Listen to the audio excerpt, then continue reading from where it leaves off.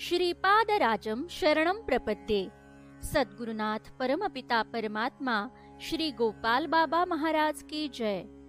समर्थ सद्गुरु लेखमाला लेख क्रमांक 10। माझे गुरु गोपाळराव व्यंकटेश बनले। सद्गुरुनाथ परमपिता परमात्मा श्री गोपाल बाबा महाराज पिठापूर यांनी समाधी घेण्यापूर्वी एखादं वर्ष आधी एक वीट भगव्या वस्त्रात घट्ट बांधून घेतली व बाबा बऱ्याचदा रूम बाहेर शेडमध्ये, जेथे जास्त काळ गादीवर असत, तेथे भिंतीला लागून ही वीट जपून ठेवली होती। साईनाथांवरील देव जो भूवरी चालीला पुस्तकात याचा खुलासा होतो। बाबांचे नाव गोपाल। श्रीपाद श्रीवल्लभ संपूर्ण चरितामृत ग्रंथात अध्याय 45 मधील महाविष्णू गोपालराव वेंकुसा स्वयंभू विष्णुमूर्ती बाबांच्या डाव्या कानशिलात झालेली जखम या एक एक कड्या जुळत जुळत एक आध्यात्मिक साखळी स्पष्टपणे दिसते। हिराचंद गोपालचंद कोठारे 1918 साली दसऱ्याच्या महोत्सवाच्या 10-12 दिवस आधी एक अपशकुन घडला। बाबांची इहलोक सोडून परलोकी प्रयाण करण्याची वेळ आली असल्याचे चिन्ह नजरेला आले। झोपताना बाबा एक जुनी वीट उशाला घेत असत। ही वीट त्यांना त्यांचे गुरु वेंकुसा यांनी एका जुन्या पुराण्या फडक्यात गुंडाळून दिली होती। माधव फसले हा बाबांचा सेवक रोज ती वीट त्या फाटक्या कपड्यात गुंडाळून म्हाळसापतीकडे देत असे। त्या दिवशी माधवाने बाबांचे अंथरूण आणखी मऊ करण्यासाठी त्यावर आणखी काही जुनी पुराणी फडकी पसरली। माधव ती वीट हातात घेऊन म्हाळसापतीच्या हातात देत असताना ती त्याच्या हातून खाली पडून त्याचे 2 तुकडे झाले। ही वीट कोणी फोडली? बाबांनी विचारलं। माधव फसलेनं ती फोडली हे कळताच ते फार रागावले।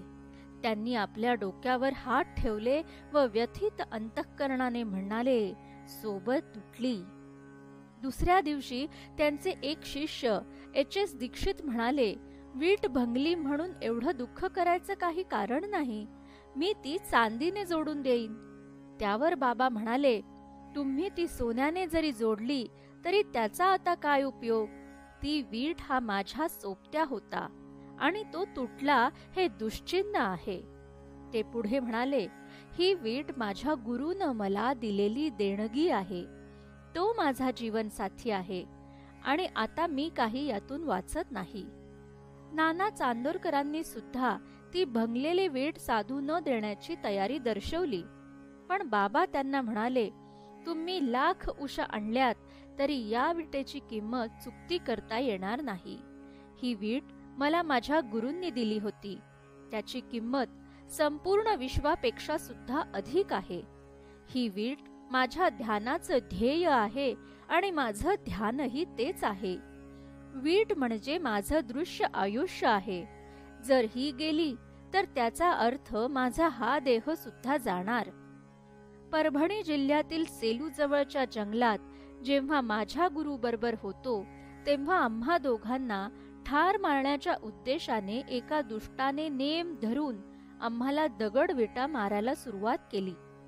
जी वीट माझ्यावर नेम धरून मारली होती ती माझ्या गुरूंच्या डोक्यावर आदळली आणि तीच ही वीट आहे। माझ्या गुरूंचं सामर्थ्य जगावेगळं होतं। त्यांनी ही वीट 1.5 तास हवेत तरंगत ठेवली, ती तशीच आणखीही राहिली असती, पण त्याचा वेग थांबवण्यासाठी ती कशावर तरी आदळणं आवश्यक होतं आणि माझ्या सद्गुरूंनी स्वतःचं डोकं त्यासाठी पुढे करून मला वाचवलं। मी वाचलो, पण त्यांना त्याचा त्रास झाला।